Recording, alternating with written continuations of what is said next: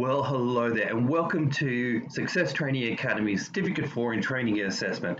This is a webinar dedicated to helping you understand the design cluster. All right. Now, we've done some videos and some webinars on your assessments and specifically how to answer each of these short answer questions and the projects in the design cluster. However, the purpose of this webinar is to really give you some fundamental knowledge about the vet sector, how the entire industry comes together, and some of the key terminology that you're going to need to understand in order to complete your assessments and certainly function well in an RTO environment when you go to an RTO as a trainer or assessor or even a designer. Now, as part of the Success Training Academy course, you certainly have your face-to-face component, and these webinars are there to really supplement your knowledge and to really make sure that you're able to navigate training.gov.au, you're able to understand basic terminology in that sector so that you're going to feel really equipped and empowered to be the best trainer and assessor that you can be. And understand the key terms so that, when people are talking about different things, you're like, yes, I understand that, and you'll be able to speak the lingo, so to speak. So, purpose of this webinar is to give you a good broad understanding of the vet sector, and when you come to the actual assessment, you'll be able to read the instructions and be familiar with the terminology and feel a lot more confident as you go through the assessment. So let's get into it. Now, tips to getting the most out of this recorded webinar, definitely have a notepad available. Be prepared to do the activities. If we have any activities as we go through the webinars, I recommend that you hit pause, do the activity, and then start the webinar again. Have a do not disturb sign on your desk. Now, what I mean by that is simply tell people that you are doing a webinar and that you don't want to be disturbed, because this is your time. This is your opportunity to really get the most out of this learning experience, and you want to make sure that you are fully present for the webinar. Okay, so vet industry overview. So in the webinar, we are going to cover the Australian Qualifications Framework, and I'm going to help you understand how it's all put together and where different qualifications are taught, what the qualification levels are, and how the whole system comes together. Stakeholders in the vet sector, who's involved and what are their roles. Training packages, qualifications, units. You may have heard of those terms before, but I really want to bring some sense and logic to it for you, because the vet sector can, on first exposure, seem a little bit complicated, but we just really want to simplify it as much as possible so that you have a good working knowledge of it. What is CBT, CBA? And how does assessment in the vet sector differ to traditional assessment in maybe high school? CBT, as you may be able to guess, is competency-based training, and CBA is competency-based assessment. Okay, tips to survive a distance learning course for sure, and tips to get the most out of your webinars, we've already covered that, and your learning journey and assessments to be submitted. All right, so we'll touch on that a little bit. However, if you want to get the most out of that, we do have the complete webinar series on your assessments, and if you want those links, or if you haven't yet been able to locate those links for those webinars, definitely reach out to the office at Success Training Academy. All right, so let's get into it. What is a vet? Okay, now no, it's not a doctor's surgery. Okay, vet is, as it stands, vocational education training. Okay, and it refers to education and training that provides the practical skills and knowledge you need to join the workforce for the first time, rejoin the workforce, maybe gain an apprenticeship or traineeship, enter tertiary study, and maybe advance your professional development. Okay, so my first experience with the vet sector was back in high school when I was speaking to my friends. It was, are you going to university? or are you going to TAFE? Okay, and TAFE was the epitome of the vet sector. And I had friends that went off and did trade courses such as carpentry, and they wanted to become tradies, so to speak. Right? They wanted to study plumbing, they wanted to get into construction, things like that. And the vet sector is where you would study things like construction, childcare. If you wanted to get into what else? What else have we got out there? Security courses. If you wanted to do a certificate 2 or 3 in security, okay, you would do that in the vet sector. So ultimately, they are courses that have a direct correlation to the workplace and getting you work ready, if that makes sense. Tertiary or university, on the other hand, is about getting you more how do I put it? More focused on the thinking skills. And if you're going off to university, you would be doing a bachelor degree. Okay, that might seem quite obvious. However, a bachelor degree is higher level cognitive research skills and abilities to apply models and research to, I guess, world problems. There's a lot of research involved in a bachelor degree, and it's all about developing higher level thinking skills. Vet sector, on the other hand, is hardcore, real life, directly correlated to the workplace. So, for example, you may excuse me, you may study a diploma of nursing, and that is going to teach you the skills and knowledge that you would need in order to be a nurse. Okay, so it's going to look at all the skills and all the knowledge that a nurse may require for being a nurse on a hospital ward, and all the things that they may do on a daily basis. And it's going to look at the skills, and it's going to train you directly to be the nurse. All right, and if we went into, for example, a Cert 2 in plumbing, well, it's going to unpack all the skills and knowledge that a plumber may need for the workplace, and the vet sector is going to train someone to ultimately step into being a competent, and we'll talk about that later, what competency is, step into the role of being a plumber.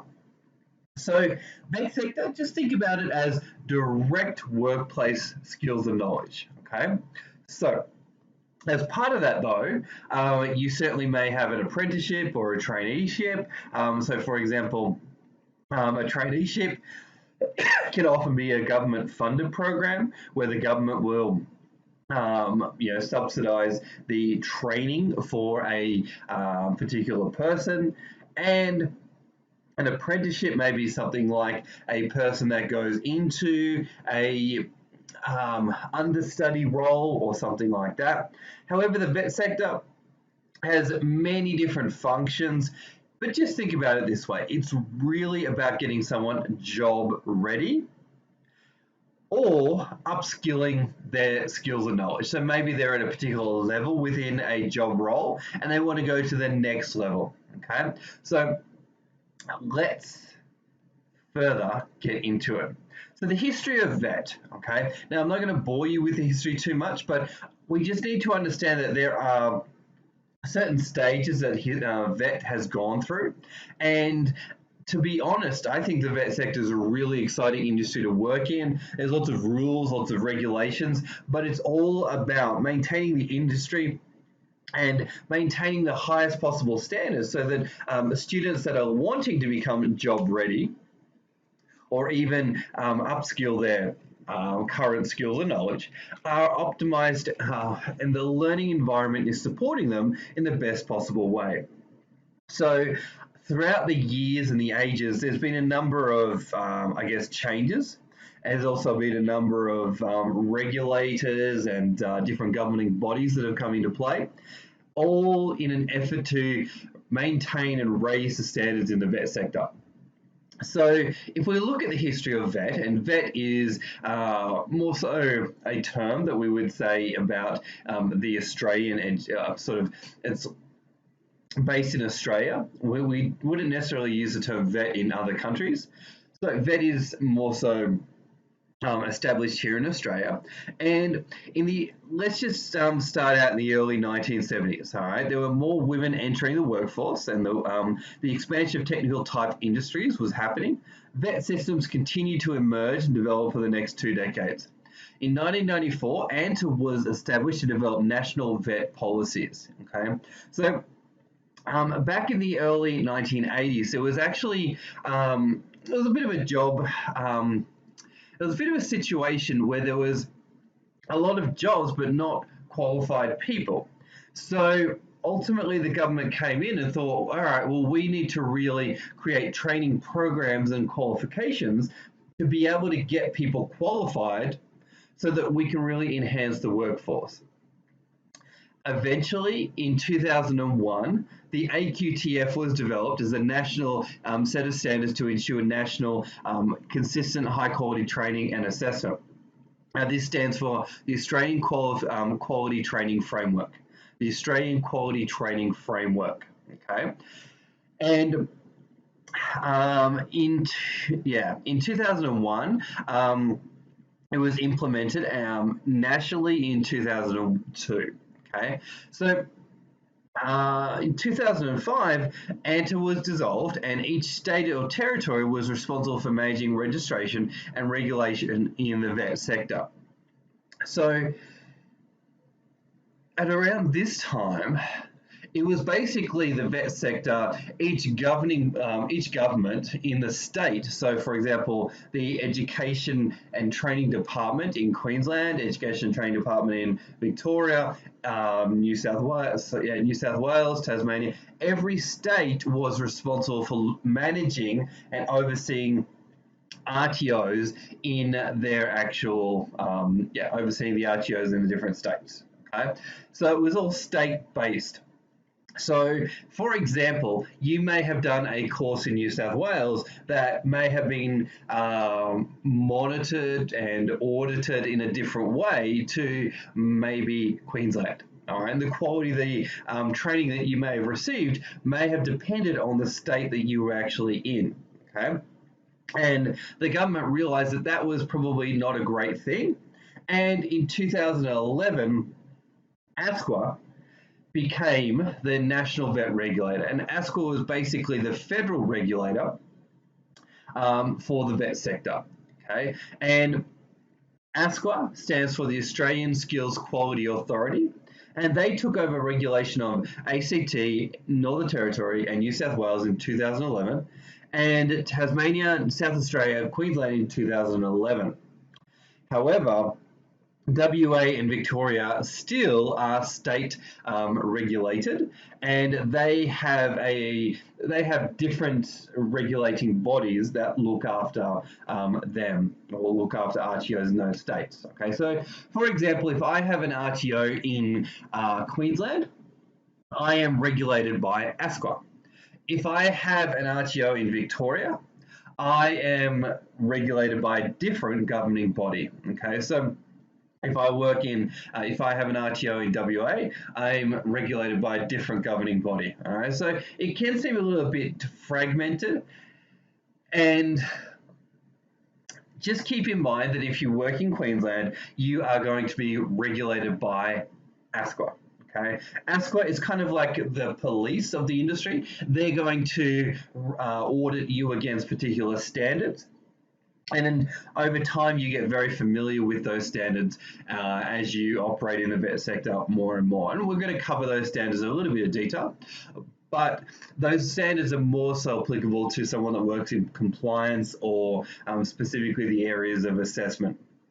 Now, with the history of the vet sector, it is very much a sector that is heavily influenced by the economics of the decade. What I mean by that is job availability and different rising and falling of job trends will really influence the vet sector. So very early on, there wasn't really much of a need for strong regulation in the vet sector, and pretty much every state and pretty much every RTO just kind of did its own thing. And then as the demand for more structured qualifications came in, the government realized that it really needed to regulate and standardize qualifications so that everybody was graduating at the same level. And for example, if there was a shortage of plumbers in the economy, then the government thought, okay, well, we need to put more government funding behind courses that are directed towards construction and plumbing. Okay, every year the government sort of re-looks at the economic statistics and decides where are they going to channel their funding for that year. So some years you may find there's a lot of funding for childcare, all right, or aged care, and that's going to be as a result of the government doing its research and coming up with their statistics and realizing that, all right, the economy needs more people in those sectors and more qualified individuals. So you are going to find that the vet sector is significantly influenced based on the government and which government is in play over, in a particular period of time. So I encourage you to look at the history of the vet sector and start to understand the different phases that it's gone through. However, the purpose of this slide is simply to share with you that the vet sector is heavily influenced by government policy and where the government sees as opportunities for growth and maybe some deficiencies in qualified people in that particular, financial year as well. All right. So now the history of the TAE. If you're watching this webinar, it shows me that you're going through your TAE course. Now, the TAE has certainly had a number of evolutions, and generally training packages and training package qualifications are updated every 3 to 5 years. And you might ask the question, why is a qualification updated and maybe even updated as often as it is? Basically, a training package is updated because maybe what's being taught is out of date, so to speak, or is not the most current knowledge that a student may require. Maybe there's been some evolutions in new ideas, and they want to make sure that the qualification represents what's actually required for the job role. Okay, so jobs certainly. Due to technology changes, due to new research, job expectations change. So the vet sector is a sector that has the adaptability to, over time, update what it teaches students. All right. Now, the history of the TAE. Back in the 1980s, as I said, there was a train the trainer course, all right, and there was not really any uniform system for training trainers. Every organization did it differently. So, for example, there may have been a company such as, let's say, BHP or Telstra. I mean, back in the 90s, obviously it was called a different name. But let's say there was a company and they realized that they needed to train their staff. Now, the trainers at that time really didn't have any specific qualifications, and at that time there wasn't really any specific qualification that people could go through. All right. Now, it was more so the organizations decided that they needed trainers, so they would train them on some training skills, but it was not a formalized training as such. Then eventually there were RTOs that taught the train the trainer course, but it was very fragmented. There was not much structure behind it at all. And they realized that ultimately, if they were going to create standardized outcomes, they really need a formalized qualification. Okay, so then in 1998, there was the BSB 40198, the Certificate 4 in Workplace Training and Assessment. It was the first nationally recognized qualification for trainers and assessors, and it was called the BSZ and it had 8 units. Okay, so the first qualification in relation to TAE basically had 8 units to it, and it was very much focused on workplace training and assessment because it all started out on the workplace. Okay, it wasn't really about working in an RTO environment, it was focused on training people in the workplace. Then in 2004, there was a bit of a shift, and there was a certificate for in training and assessment, and that actually had 14 units. Okay, so the amount of I guess areas of study, the depth to the knowledge really expanded from 8 to 14. as as the developers of the qualification realize that the scope need to expand into other functions that a trainer and assessor may have. Then in 2010, we had the TAEU 40110, which had 10 units. Okay, that was a certificate for in training and assessment. So again, that reduced from 14 units to 10 units.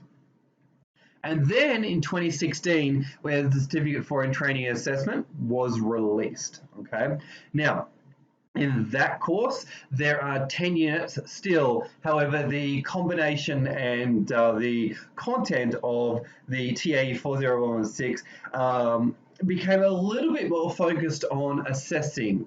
Okay, because in the TAE 40110, when I say they, it was the developers of the training package and the qualification had a belief that people coming out of this version of the qualification didn't truly understand assessing at the level required. Okay, so in this qualification, the TA 40116, they wanted to expand the amount of knowledge that was taught to students in the area of assessment. Okay, if we go way back to the BSZ qualification, this qualification had a lot more focus on delivery skills, and then over time, the different weighting for delivery skills versus assessing skills changed a little bit. And for example, it was around this area here that they made the language literacy and numeracy unit a core unit in the qualification. All right, so as you can see, the history of the TA qualification is heavily influenced again by workplace requirements, what's happening in the economy, what's needed, what skills and knowledge the trainers need and assessors need, and constantly every year the training package developers are looking at what other skill and knowledge would a trainer really benefit to know so that we can optimize the learning environment. And I predict that probably in the next TA evolution and release, you're probably going to find there's going to be units or topics, or we'll get into the terminology later, but there's going to be a lot more topics around technology,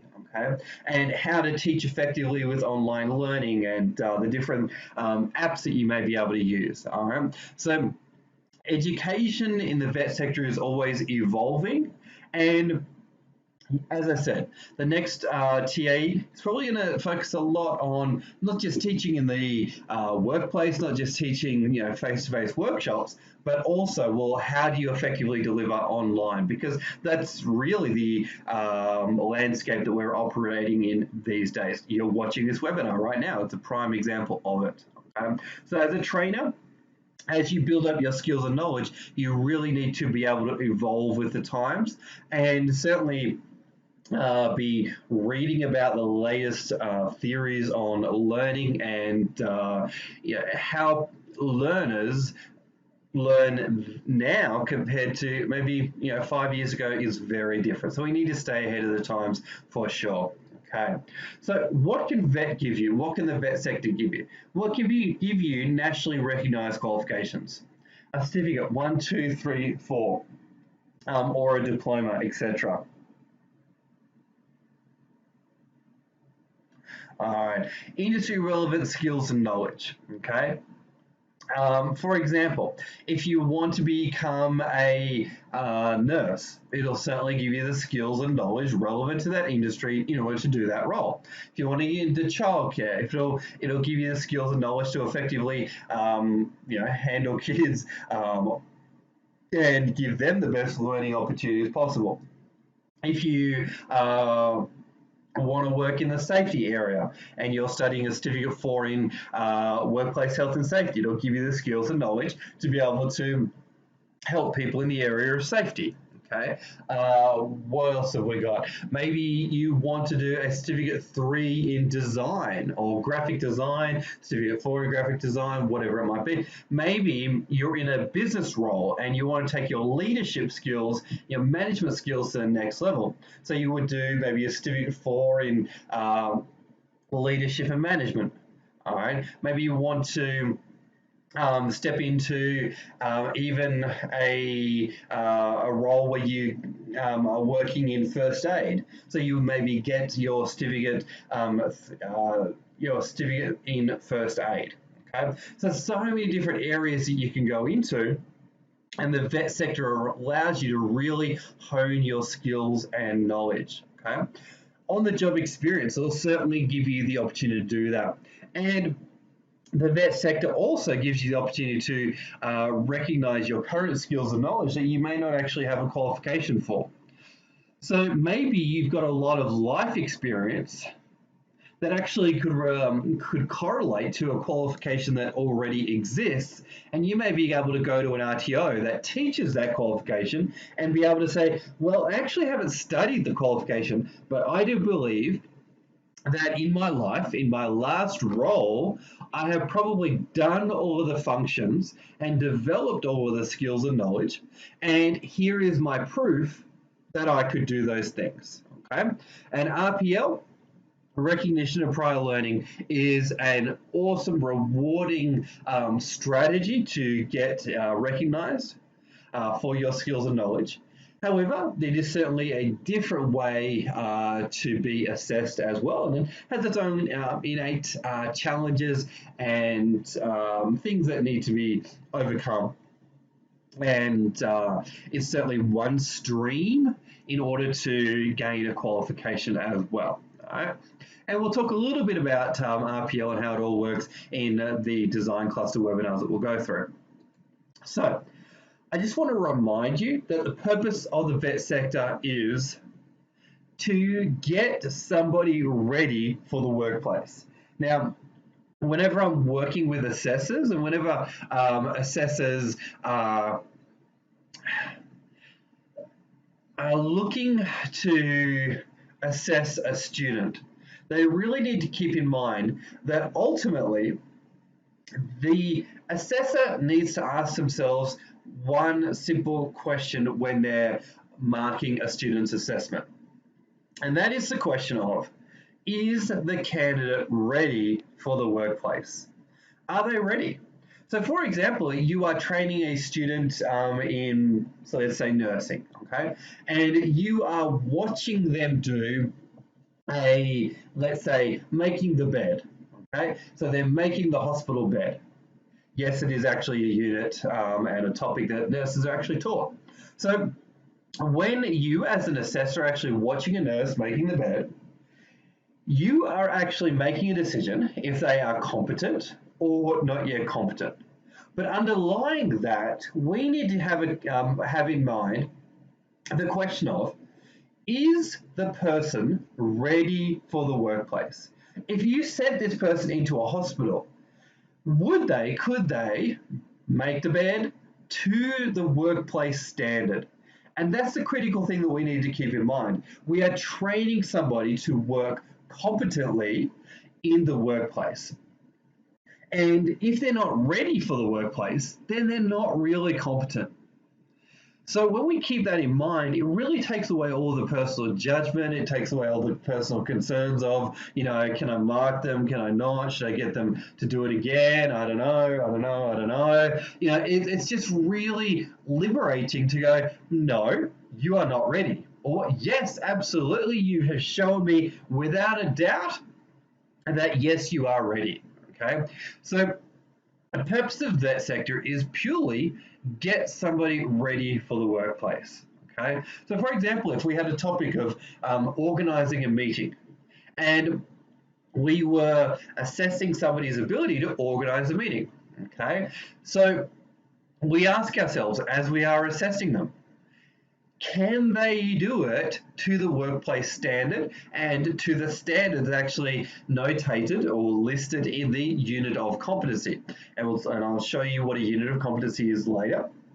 However, we are always assessing them on specific skills that would be required for the workplace. The question is, are they ready? Okay, so always keep that in mind as you are assessing someone. Now, let's quickly go through the Australian Qualifications Framework. And this is a really exciting thing to get your head around because the vet sector in Australia is actually quite systemised and really a system that is, how do I put this, quite streamlined and very good system that has lots of pathways for a student to study.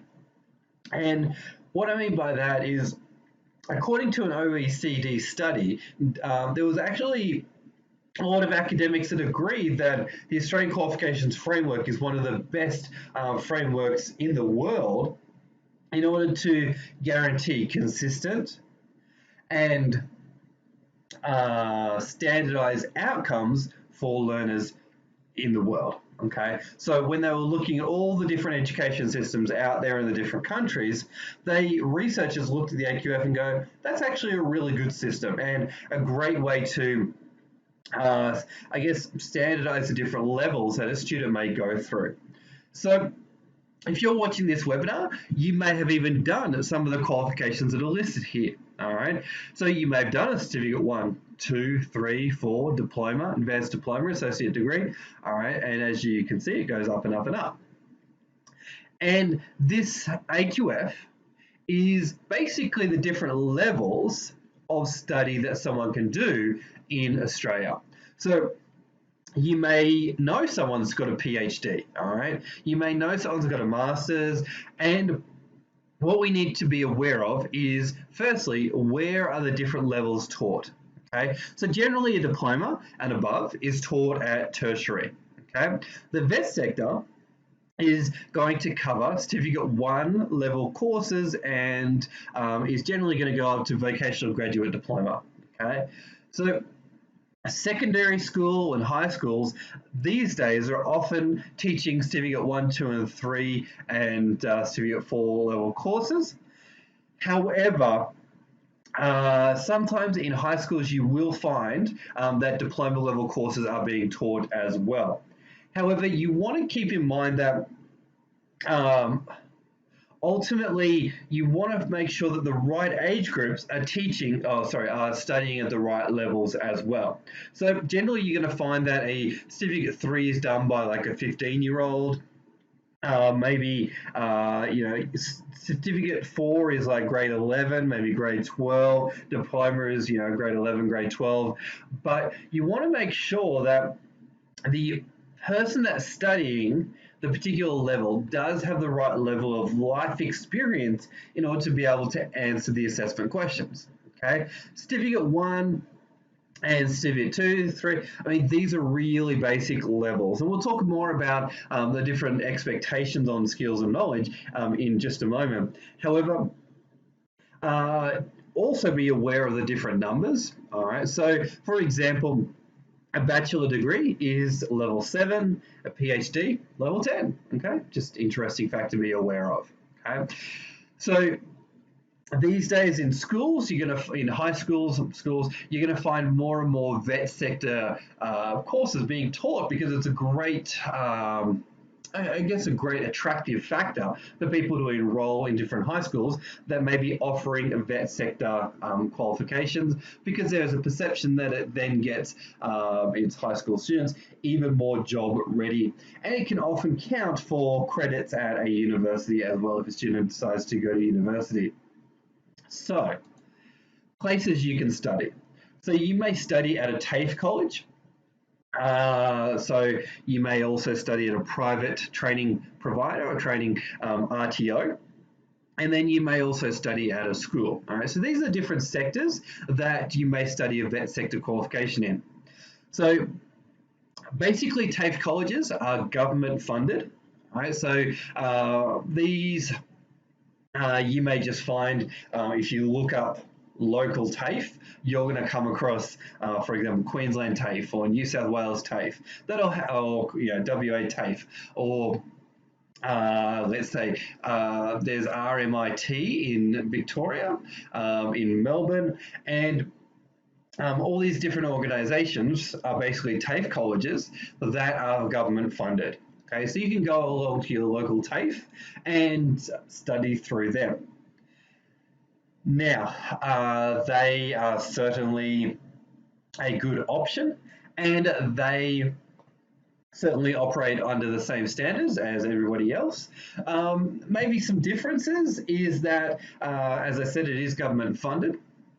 So depending on the state, depending on the amount of funding they get, they may have different levels of facilities and different, I guess, study options, and certainly a valid place to study. Private training providers, aka RTOs, they are going to be non-government funded, and they are a company or entity in themselves, and they provide fee-for-service RTO, fee-for-service education. So these are not government funded, and there's a lot of RTOs out there. I mean, there's probably originally, there was over 700 RTOs that were teaching the TAE, for example. These days, there's less than 100 RTOs that teach the TAE. Okay, and next we've got schools. Okay, so schools, basically, as we've talked about, high schools. There's a lot of high schools that are teaching vet sector qualifications, and a lot of students these days are really excited to be studying things like business, things like childcare, things like hospitality. Hospitality is a huge one in schools. All right, so just be aware that in the vet sector you're going to come across TAFE, you're going to come across RTOs, and you're going to come across schools. Okay, and whether you go to TAFE or whether you go to an RTO, it's a personal decision. With RTOs, you're certainly going to find that one RTO is going to teach a course very differently to a different RTO to a different RTO, and it's always good to do your due diligence and pick an RTO that delivers the course in a way that is most conducive to your learning style. But also you want to make sure that the training support is available. You want to make sure that the materials are easy to read and easy to use and all of that. All right. TAFE colleges, exactly the same thing. You want to go there, get a feel for the place. You want to get to know the trainers and the lecturers at TAFE. Okay, TAFE is also a place where people often go during the week, a couple of nights a week, and TAFE, you can certainly develop a great community feel and really support each other as you go through your journey as well. So you've just got to pick what's right for you. Okay. So AQF chart expectations for each level. Okay. So from this chart, we can see certificate 1, 2, 3, 4, and diploma. And what I suggest that you do is really take a moment and even pause this webinar and take a look at the different, complexities between the levels.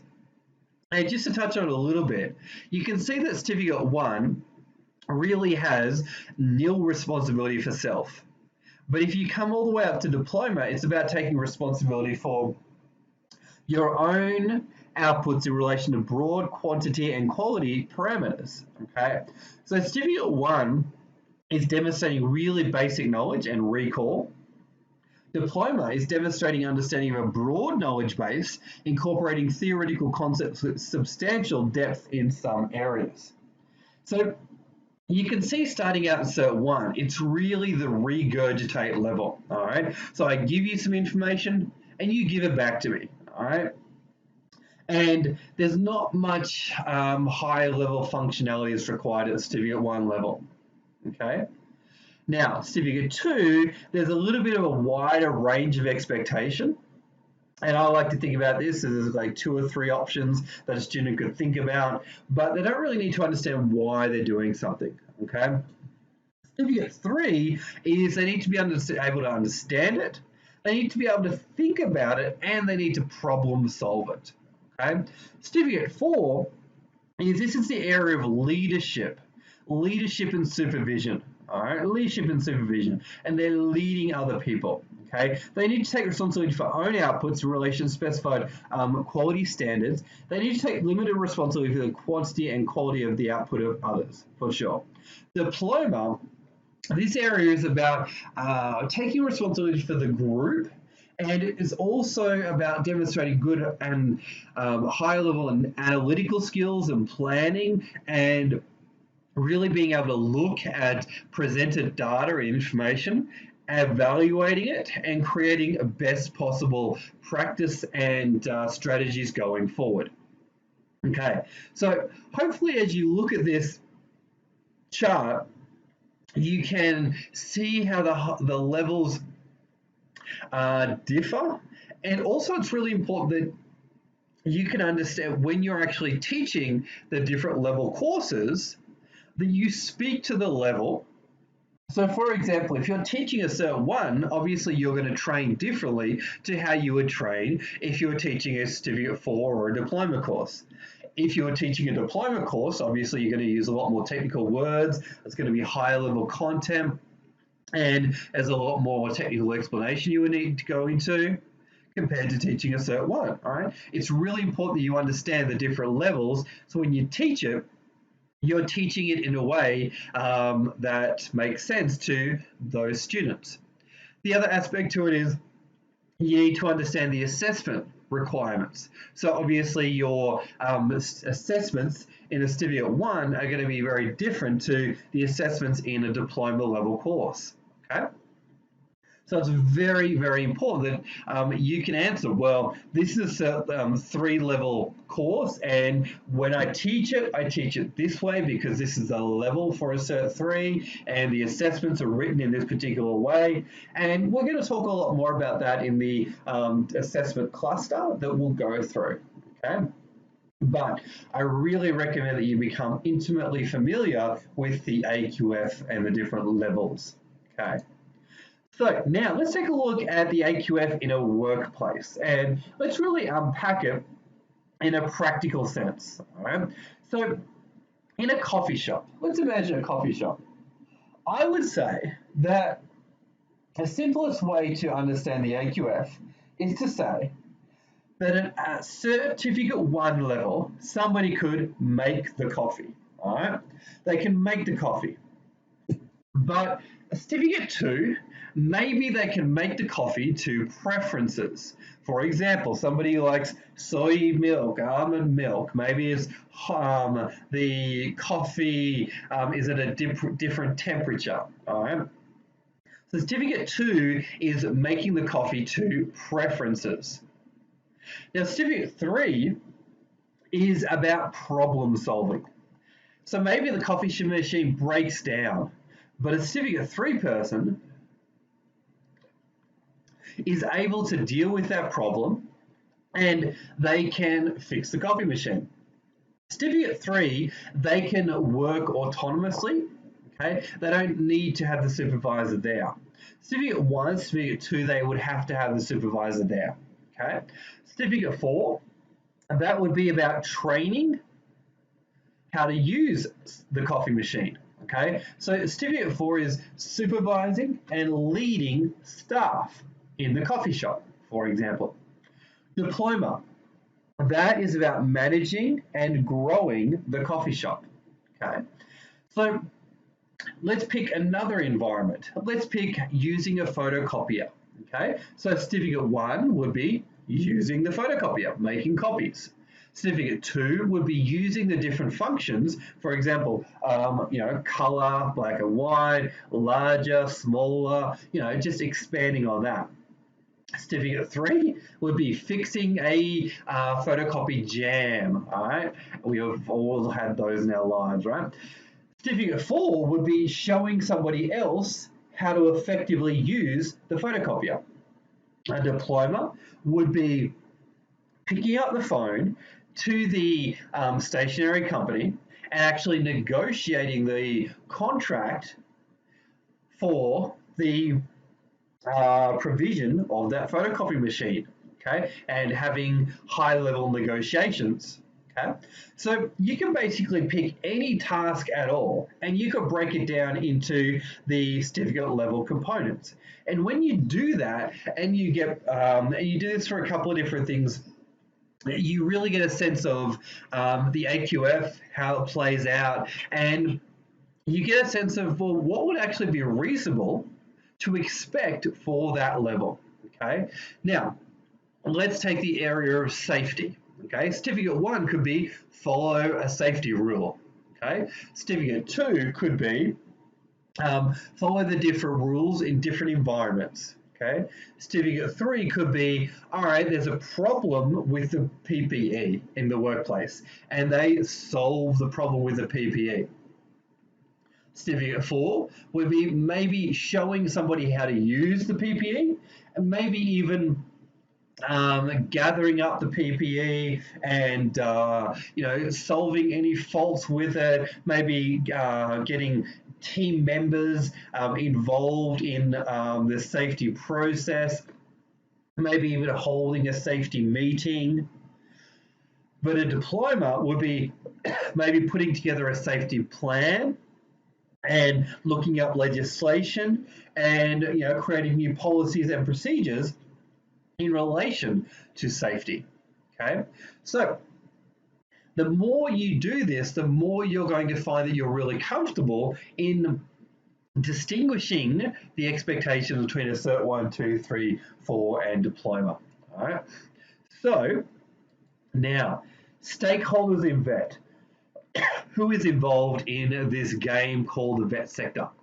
So we've got a number of organisations that you're going to get even more familiar with as you train in the vet sector. So we've got ASQA, all right? We've got VRQA, we've got TAC, SSOs, IRCs, AISC, RTOs, and CVER, all right? If you're having acronym overload, totally understand. Now, ASQA stands for the Australian Skills Quality Authority, and as we talked about, they are the national vet regulator. Okay, so if you want to find out more about what they do, head to this website. However, they are the ones that you would pay money to and put an application to if you want to start an RTO. They are the ones that will come out to your organisation and audit you. If you have complaints about your organisation, they'll come out and do an audit. You will have an audit when you re-register. So you will have an audit when you register your RTO. And then probably within the next 12, from 12 months of registering, you're going to have another audit. And they are the governing body that really wants to make sure that all RTOs are doing the right thing by their students and operating to the standards required for the vet sector. Okay, VRQA is the, regulating body in Victoria, and that stands for Victorian Registration of Qualifications Authority, and you can certainly look them up. Okay, TAC is Training Accreditation Council, and they are the regulator for WA. Okay, SSOs. Now, what they do is they actually write the training packages. Okay, and there's 6 of them in total. Now, they used to be called something else, but at this, all you need to know now is that they are SSOs and they write the training package. Okay, IRCs, they are the industry experts for the training packages. So the SSO is organisations. So, for example, for the TAEU, we have PricewaterhouseCoopers, and they're an organisation, and they will go to the IRC and they will ask them a lot of questions, and they will gather all this information and data, and they will then come back and they will write the TAE training package. Okay, so for example, you may have Skills IQ, and that is an organization that writes information for the health training package, and they're going to base that information off what the IRC tells them. Okay, now to keep it really simple, we've got the AISC, which is the Australian Industry Skills Committee. Okay, so they are a governing body, our government body, and they approve training package changes. All right. So just imagine I am an SSO, so I write the training packages. I do my research with the IRC, and then I write my training package, then I submit it to the Australian Industry Skills Council, and they're going to approve it and say yes or no, and they will say, we like these changes, but not those changes, and then it's a case of making modifications, and then eventually it's released. Okay. RTOs, as we would know by now, they are registered training organisations, and they deliver national vet qualifications. Okay, they deliver and assess national qualifications. Now, NCVER, it's not an organisation you're going to have much to do with at all. However, they are basically just a research body that put out the statistics and the trends for the vet sector, and ultimately who's enrolling, what are their characteristics, what qualifications are most popular, how many students are completing, not completing, things like that. Okay. So, do take some time to get to know these organizations and these acronyms. So, for now, I just really recommend that you get familiar with the name ASQA, all right, because they're really the ones that will determine the effect. Well, how do I put this? The business success and the regulation of an RTO, even TAFE as well. Okay, ASQA is responsible for auditing TAFEs as well. Okay, depending on the state. So ASQA is certainly an organisation that you'll hear a lot about. Okay, and the SSO, you'll need to find out who is the SSO organisation specifically for your industry. So if you work in hospitality, you're going to have a particular SSO that relates to hospitality. Okay, as I said, TAE, PricewaterhouseCoopers look after the TAE training package. So every training package is written by a different SSO.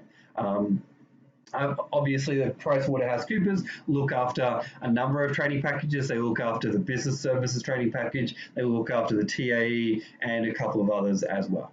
Okay.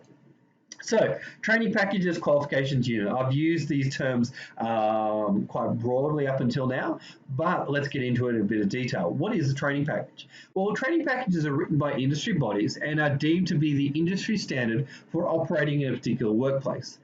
Each training package has numerous qualifications in it. For example, the health training package includes the Diploma of Nursing, okay? And the Diploma of Nursing includes 25 units of competency. Training packages are updated every 3 to 5 years. All right? So, for example, you may have the Hospitality Training Package, and inside that you may have a Certificate 3 in Hospitality, a Diploma in Hospitality. Okay, now we have training package, business services training package. I just wanted to show you diagrammatically the best and simplest way to think about it. Then within that, you've got a qualification, Certificate 4 in Business. So BSB stands for Business Services Training Package. Then we have BSB 40215. Now the 4 relates to Certificate 4. Then within this qualification, we have 10 units in total. So we have one unit as part of this could be BSB WHS 401, implement and monitor WHS policies, procedures and programs to meet legislative requirements. Okay, so we have training package, qualification, and in order to gain that qualification, there's a number of units that must be completed. Okay, now let's take a look at training.gov.au. This is the hub of training package information. So let's take a look at some examples of information you may find on the training.gov website. All right, so let me go back. All right. Alrighty, so this is the website. It's called training.gov.au. Okay, now this is where you would come to find information about particular units of competency, qualifications, and training packages. So we want to click on the National Register of Vet. Okay, this is the screen that's going to come up for you. So, for example, we can untick those, right? Because that's going to show us how do I put it, out of date information here. Okay, so for example, we could come in here, we could type in the word business, and we could click search, and this is going to, if the internet is working well, it's going to show us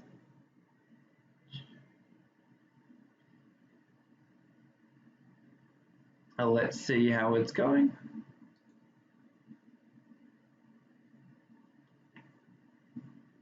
Just wait a couple more seconds.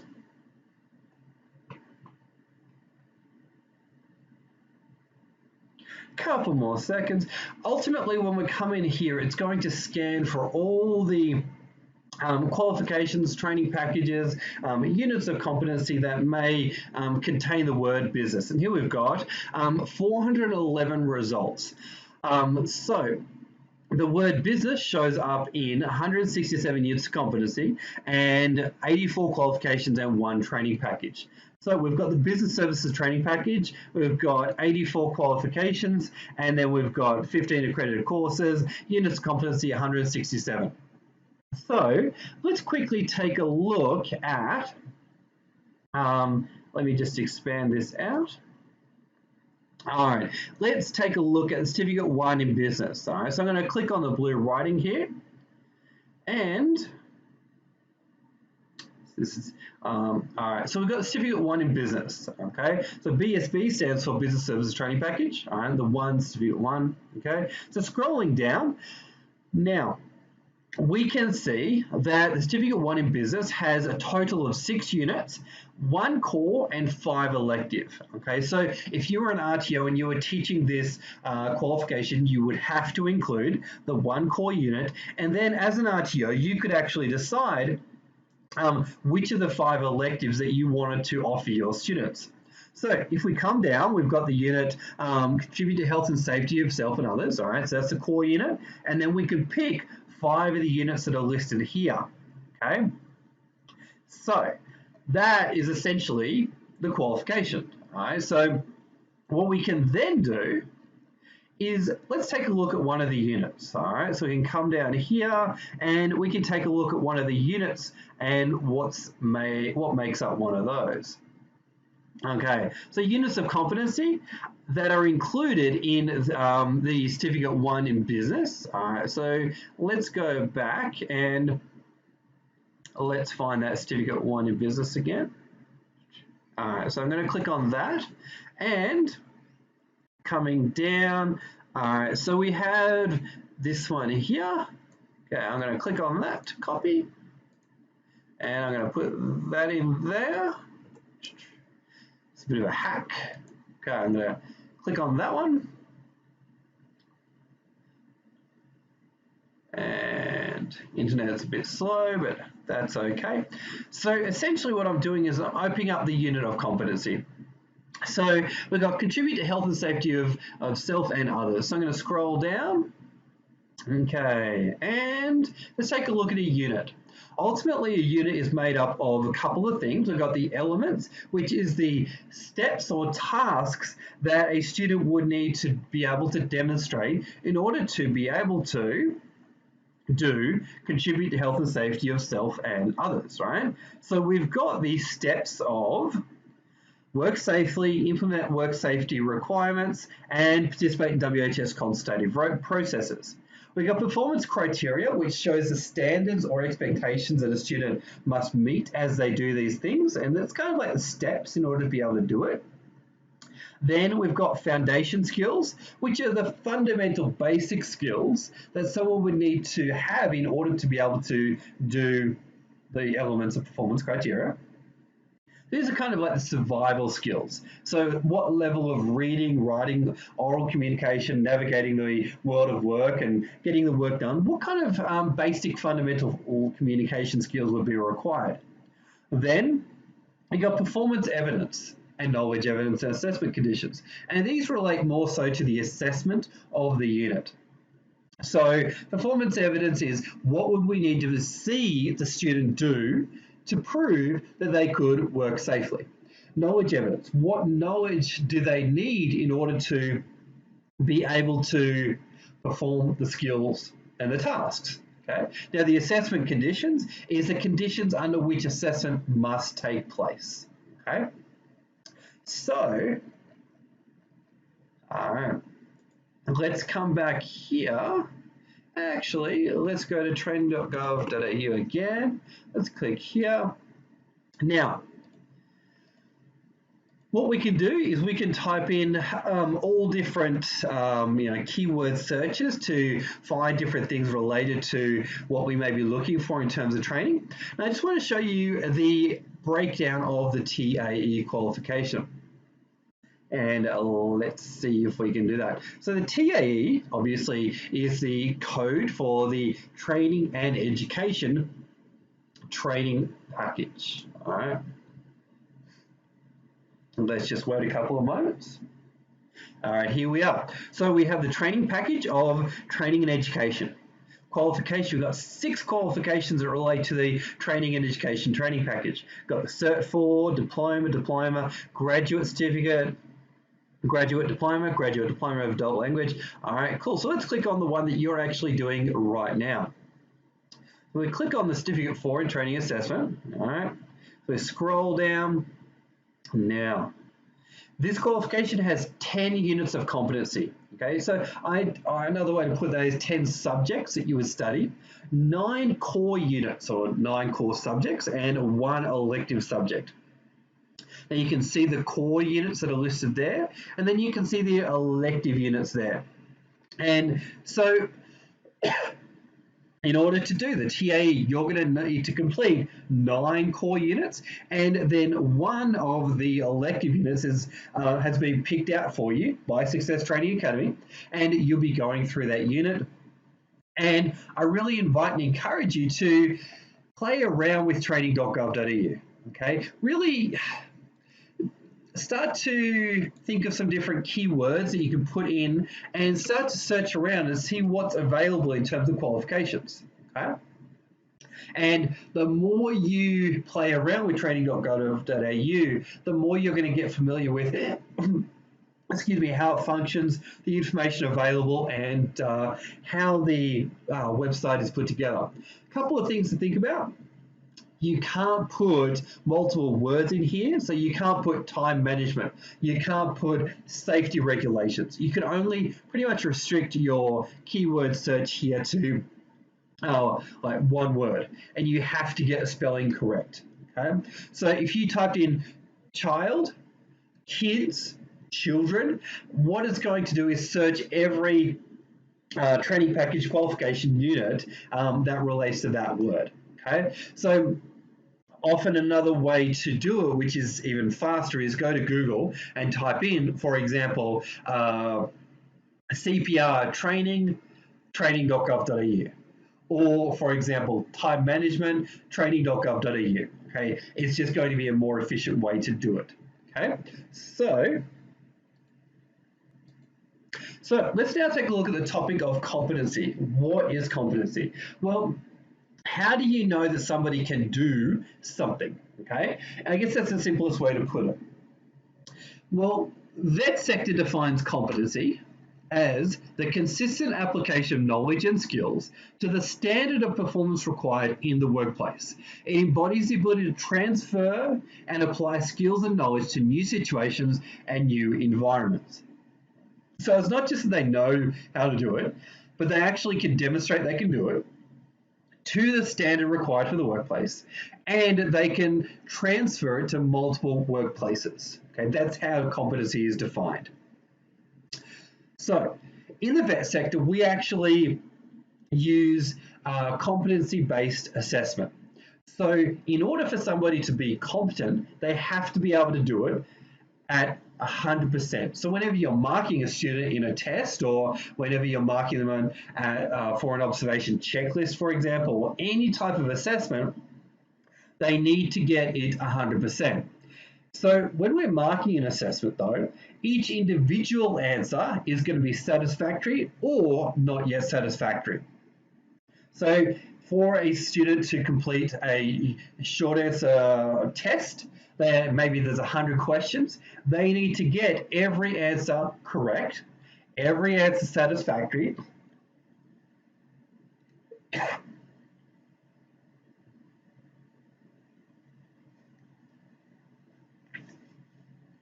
once every answer is satisfactory, it then means a student is competent. Okay, so if a student gets satisfactory in all of their tests, then they will be competent for that unit. If they get any answer or any assessment wrong, then they are going to be not yet competent. Okay. So typically, unit of competency is assessed multiple ways, and the students may have a short answer test, they may have a practical assessment, okay? And once all of those things are satisfactory, then a student will be competent. How it differs to high school and maybe even tertiary is that in vet sector, you do not receive a grade, okay? You're either competent or not yet competent.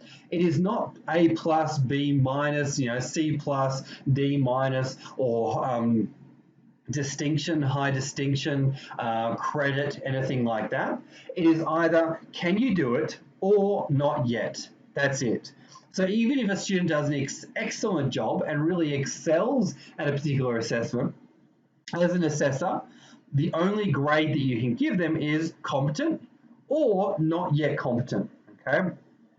So if someone does an excellent job or they just meet the standard, then their mark that they receive is going to be competent. Okay. It's all about making sure that students meet the standards. Okay. So now, let's get our languaging right. If you work as a trainer in your workplace, which is correct? I teach a training package at my workplace, or I teach a training program at my workplace. Which is correct? Well, just a friendly reminder, if you work as a trainer in RTO, this is the right way to say it. I train the Cert 3 in childcare, or I train the Cert 4 in management, or I teach a diploma of leadership management, whatever the qualification is. I teach the Cert 4 in WHS, whatever it might be. Now, if we work in a workplace, we would say program. I teach a training program. If it is a nationally recognized qualification, we would say I teach the XYZ qualification. What you don't want to do is say, I teach a training package. Because if you say I teach a training package, it implies that you teach the entire training package, which you don't. Okay? You're always going to teach a qualification, and we would use the word program for a non-nationally recognized qualification. Now, packaging rules are basically the rules that we follow in order to put together a qualification for a set of students.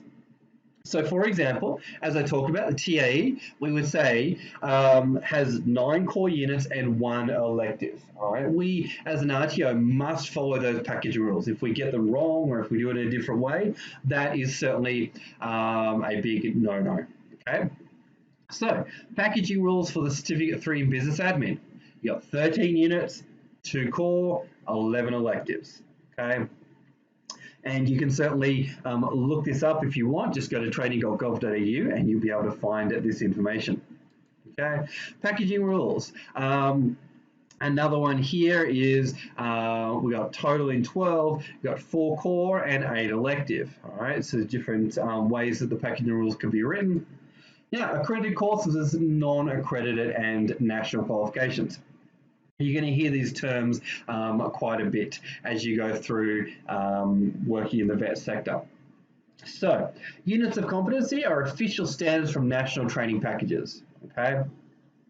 Now, non-accredited courses could be things that you may do in your workplace, which are safety training or computer software training or staff inductions. Now, they do not lead to a national qualification being issued. Okay? They're more just building your knowledge and giving you more skills for your workplace. Okay? And they're non-accredited courses. Accredited courses, they differ from training packages. For example, you may have Woolworths that put together their own accredited course, and they do get it nationally recognised, but it's only accessible by people that work at Woolworths. Okay, so Woolworths may decide that they want all of their staff that work in their warehouses and shops to go through a particular set of training, and the training can be nationally recognised, but if you work at Coles, obviously you won't be able to access that training and see any of the units of competency on training.gov.au. Okay. Now, examples of accredited courses could be things like Cert 4 in Life Coaching, Diploma of Clinical Hypnosis, Cert 2 in Spoken and Written English, Certificate 4 in Fire Systems Compliance. Okay, so these can all be examples of accredited courses, and they are recognised. However, as I said, unless you actually work at the company, you can't actually access the content. So, for example, Certificate 4 in Life Coaching, this was maybe put together by a particular company, and it will be a license specifically to them. Okay. So, skill sets is another piece of terminology you may come across, you may hear. The definition of a skill set is 2 or 3 units that, when combined, provide a license or certificate for an individual to perform an activity within the industry. So, for example, you may hear the expression a ticket. So somebody may do the working from heights ticket or unit of competency. Somebody may get a gun license. Another skill set could be the assessor skill set. Okay, all of these are just 2 or 3 units. They're not a full qualification, but they're 2 or 3 units that, when completed, will give someone a license to do an activity within an industry. Okay, so for example, with the TAE, if you do just 2 or 3 units in the assessment area, then you can certainly be an assessor, but only an assessor. All right, those units, when combined, would give you the assessing skill set. Okay. So I just want to bring to your attention the terminology of skill set. Okay, definition of skill set as per the standards. Skill set means a single unit of competency or a combination of units of competency from a training package which link to a licensing or regulatory requirement or a defined industry need. Okay. Examples of skill sets, as I said, assessor skill set, police surveillance skill set, SES first aid and safety, food handling, responsible service of alcohol, work safely at heights. Okay. Now, duties and roles of a trainer. You will certainly need to understand training documents, be adept at using training.gov.au, prepare session plans, prepare materials for sessions, contextualize materials, conduct LLM testing, interviews, gather students' USIs. All right, don't worry too much about USIs. We'll go through that in another time.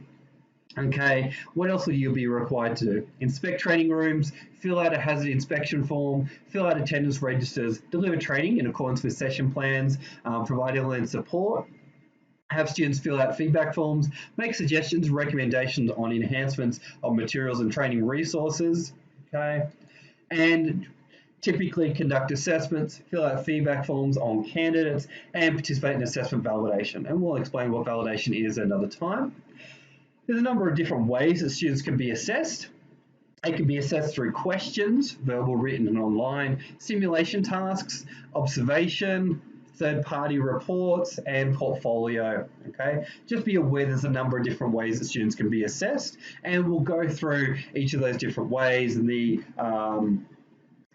different systems for assessing people when we go through the assessment cluster. But I just wanted to bring to light that in the vet sector, students can be assessed in a number of different ways.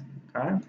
So assessment tools and instruments, just be aware that you'll come across all these different forms and different terminology when you get into assessing.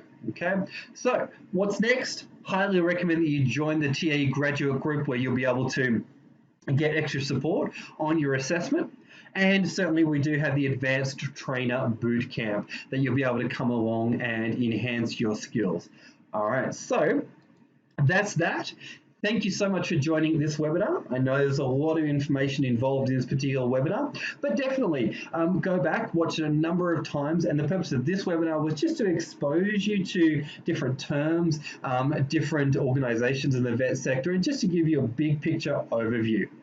Thank you so much for watching, and highly recommend that you do watch this a couple of times just to get familiar with it. And the next design cluster webinar is going to go into a little bit more detail about training.gov.au and how you can navigate it, things you can pick up from it, and also give you even more confidence in some of the documents that you're going to come across as you work in the vet sector. So thank you so much for your time, attention, and focus, and I look forward to having you on the next webinar.